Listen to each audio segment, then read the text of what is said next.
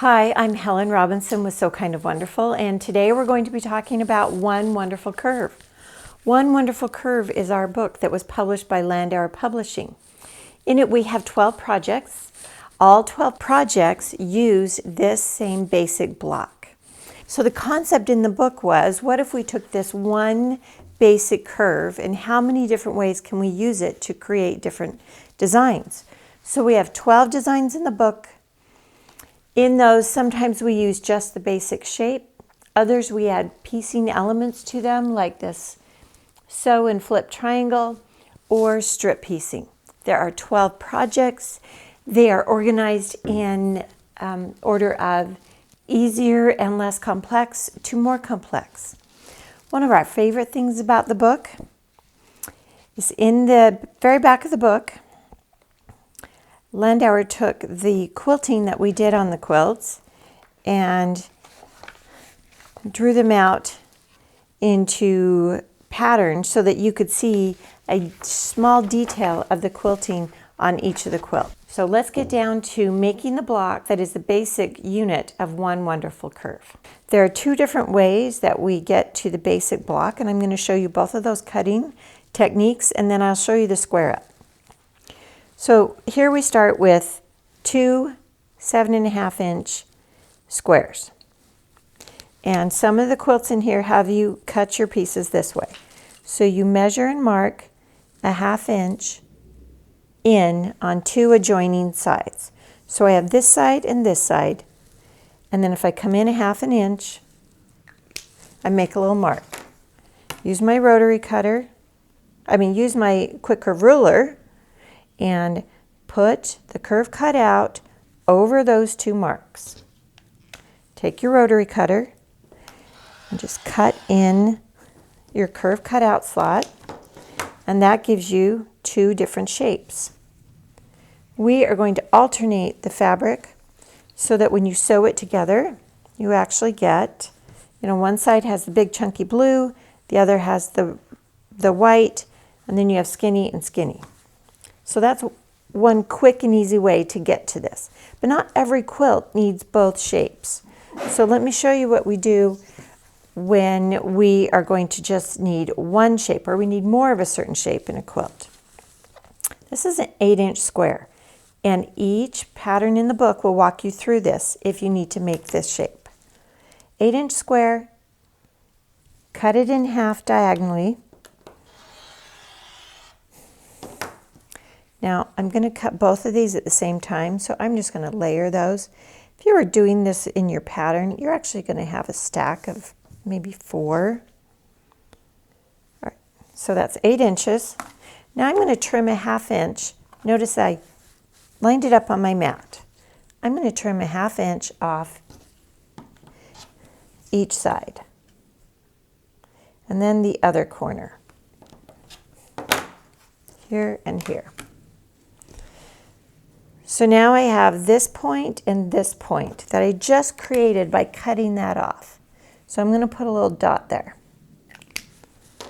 Now I'm going to take my quick curve ruler and I'm going to position it with the curve cut out on those two new points where I put the dot. And I'm going to cut in my curved slot.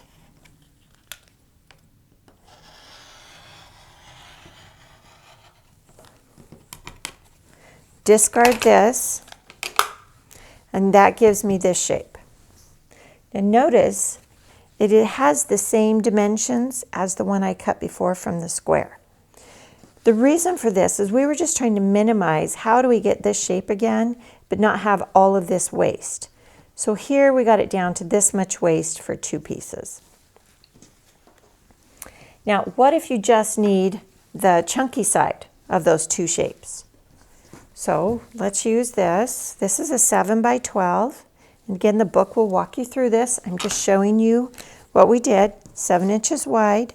So go over 7 inches on the long side. 1, 2, 3, 4, 5, 6, 7. Make a mark.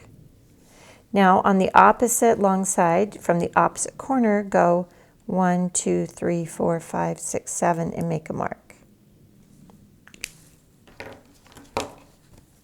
Now we're going to use our quick curve ruler, and I'm going to go from this point to this corner. And there's a picture in the book, shows you this step.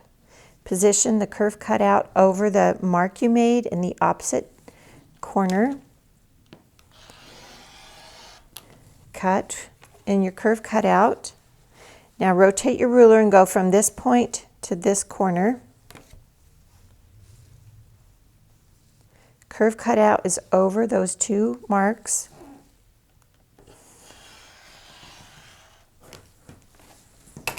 Discard that in the center. And now I have these two that are that big chunky shape, and you can see it matches the blue shape.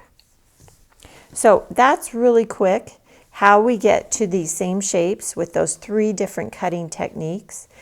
And it's just to minimize fabric waste. So let's sew together. Let's sew this seam. We always put the concave on the bottom and the convex on top. I'm going to leave about a 1/2 inch tail, so just a little bit more than 1/4. This doesn't have to be exact because we're going to square this block up. Couple anchor stitches.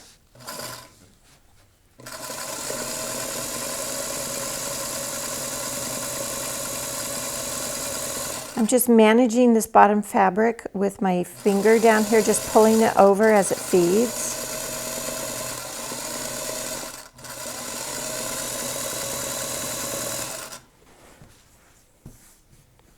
Here you can see it sewed together nicely.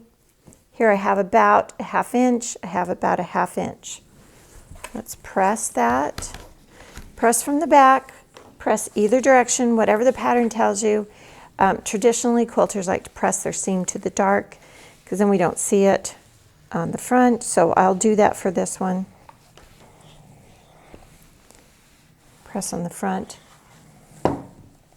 Nice curved seam. I don't have any puckers, but let's square this up.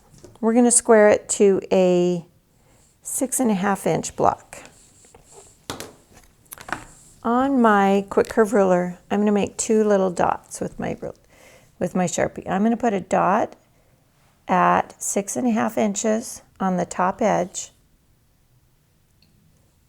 and I'm going to go, and I'm going to go in 1/8 of an inch. So go over to 6.5 and then go down to 1/8. And then go look at the other side, go down 6.5 and then go in 1/8 of an inch and put a dot. If you can just remember that on your ruler, you don't need to add the dots. I find the dots really help me to square up my block quickly. Now I'm going to put those 2 dots right on my curved seam.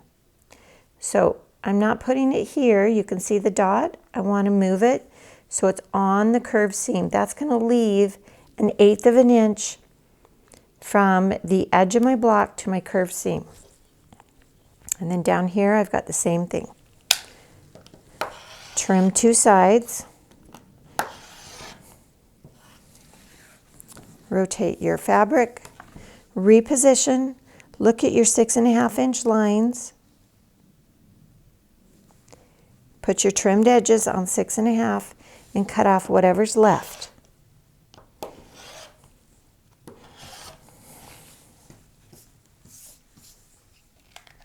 And the reason for the 1/8 inch, so let me show you what happens. So here we have this really nice, perfectly 6.5 inch block. We've got an 1/8 inch seam right here from the curved seam to the edge. On the next step, when I sew a 1/4 inch seam, you can see where this curved seam gets really close to that 1/4 inch intersection right there, which is what I want. It makes for nice, tight, sharp corners. And let me show you a quilt that has that. So here is that block. So imagine, here's your block. For this one, we sewed our curve here, and then after we sewed it, we did a little square where we drew a line and we added this little triangle. We sewed it and then we trimmed and we pressed. But you can see here that is our shape. And what's really nice is it creates these nice sharp points.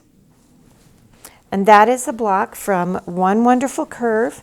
It has 12 projects. They all have the foundation of this basic block throughout the whole book.